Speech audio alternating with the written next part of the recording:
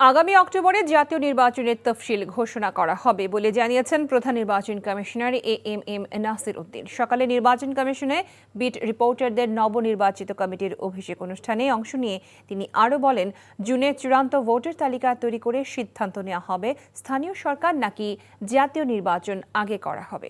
এ ব্যাপারে রাজনৈতিক দলগুলোর ঐকমত্য দরকার। রাজনৈতিক বিতর্ক তো চলছেই, কেউ পক্ষে বলে স্থানীয় সরকারের এই নির্বাচনে, কেউ বিপক্ষে বলে। তা আমরা তো এর মধ্যে কোনো ইনভলভ হতে চাই না। আমরা আমাদের আগে ভোটার লিস্টটা বানাই, তারপরে দেখা যাবে। এক ভোটার লিস্টটাই তো ফাইনাল করতে পারলাম না এখনো। আমরা ইলেকশন কোনটা করবো এটা নিয়ে ঝগড়া করে লাভ নেই। এখন তো ভোটার লিস্টটাই করতে পারি না।